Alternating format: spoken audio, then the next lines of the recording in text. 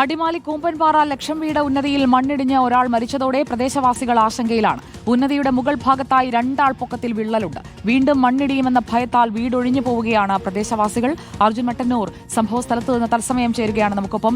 അർജുൻ മട്ടന്നൂർ, ഇന്ന് നേരം പുലരുമ്പോഴാണ് ഇന്നലെയുണ്ടായ ദുരന്തത്തിന്റെ ആഘാതം അവിടെ താമസിച്ചിരുന്ന മനുഷ്യർ തിരിച്ചറിയുന്നത്. അവിടേക്ക് എത്തുമ്പോൾ നമ്മളോട് അവർ പങ്കുവയ്ക്കുന്ന ആശങ്കകൾ എന്തൊക്കെയാണ് അർജുൻ?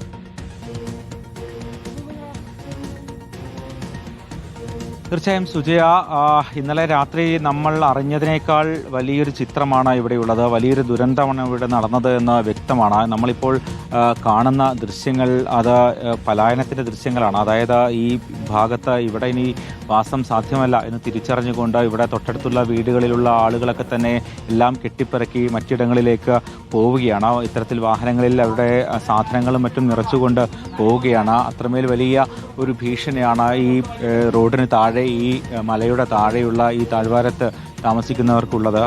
ഇനിയും ഏത് നിമിഷം വേണമെങ്കിലും മണ്ണിടിയാം എന്നൊരു ഭീഷണിയുണ്ട്, അത്തരമൊരു ആശങ്കയുണ്ട്. അതുകൊണ്ട് തന്നെയാണ് ആളുകൾ പൂർണ്ണമായും ഇവിടെ നിന്ന് മാറുന്ന ഒരു സാഹചര്യത്തിലേക്ക് പോകുന്നത്.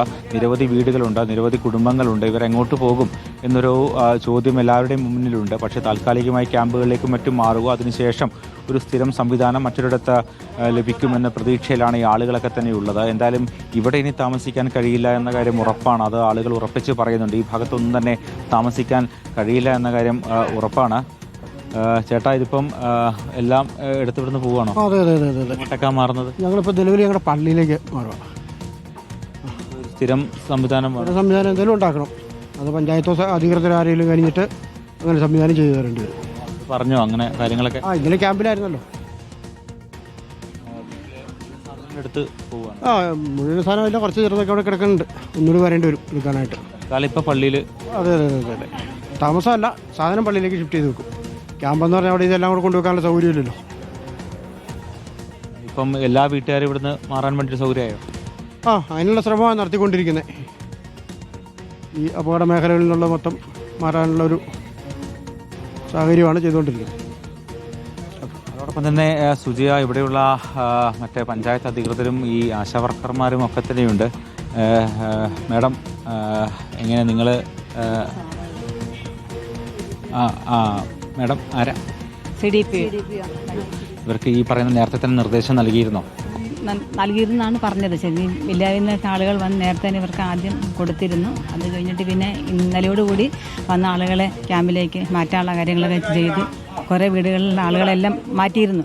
പക്ഷെ സാധനങ്ങളൊന്നും ആളുകളുടെ അതിനൊന്നും എടുത്തില്ലായിരുന്നു. അവർ അത്യാവശ്യമുള്ള സാധനങ്ങൾ കൊണ്ട് മാത്രം ക്യാമ്പിലേക്ക് അവർ പോവുകയാണ് ചെയ്തത്. രാത്രിയായപ്പോഴാണ് പിന്നെ അത് ഫുള്ളായിട്ട് ഇങ്ങനെ ഇടിഞ്ഞ് പോകുന്നത്. എന്താ ഇവർക്കൊക്കെ ഒരു പകരം സംവിധാനം വേണം? എന്തെങ്കിലും ഒരു തീരുമാനമായിട്ടുണ്ടോ അക്കാര്യത്തിൽ? അതിനെക്കുറിച്ച് നമുക്ക് വില്ലേജൊക്കെ ആയിട്ട് ആലോചിച്ചല്ലേ ബാക്കി കാര്യങ്ങൾ ചെയ്യുള്ളൂ. ഞങ്ങൾ ICDSൻ്റെ ആളുകളാണ്. അപ്പോൾ ഇവിടെ കുട്ടികളൊക്കെ ഉണ്ടെങ്കിൽ അവർക്കുള്ള ബാക്കി കാര്യങ്ങളൊക്കെ ചെയ്തു കൊടുക്കണം. അതിന് വേണ്ടിയിട്ടാണ് ഞങ്ങൾ രാവിലെ ക്യാമ്പിൽ പോയിരുന്നു.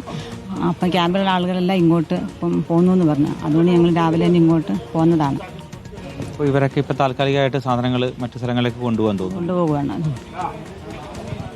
അതുതന്നെയാണ് സുജിയ, ഈ ദൃശ്യങ്ങളിൽ വ്യക്തമാണ്. ഇവിടെയുള്ള ഏതാണ്ട് 60-ലേറെ കുടുംബങ്ങളുണ്ട്. ഈ പറയുന്ന കുടുംബങ്ങളൊക്കെ തന്നെ പല ഭാഗങ്ങളിലേക്ക് മാറുകയാണ്. ചിലർ ബന്ധുവീടുകളിലേക്ക് മാറുന്നു, ചിലർ ക്യാമ്പുകളിലേക്ക് മാറുന്നു, മറ്റു ചിലർ ഈ പള്ളികളിലേക്കും അത്തരം സൗകര്യങ്ങളിലേക്കും മാറുന്നു. അവിടെയൊക്കെ താൽക്കാലികമായൊരു മാറ്റം മാത്രമാണ്. പക്ഷെ അവർക്കൊരു സ്ഥിരം സംവിധാനം വേണം. അത് എങ്ങോട്ടേക്ക് മാറുമെന്ന ആശങ്ക ഇവർക്കൊക്കെ തന്നെയുണ്ട്. പ്രത്യേകിച്ച് ഏത് നിമിഷം വേണമെങ്കിലും ഇനിയും മണ്ണിടിയാനുള്ള സാധ്യതയുണ്ട്. ഇതൊക്കെ തന്നെ ഈ തൊട്ടടുത്തുള്ള വീടുകളാണ്. ചേട്ടാ, നിങ്ങൾ ഇവിടെയുള്ളവരാണോ? ഈ സാധനം മാറ്റാൻ വേണ്ടി വന്നിരിക്കും? അർജുൻ, തുടരുക. നമുക്കൊപ്പം മന്ത്രി റോഷി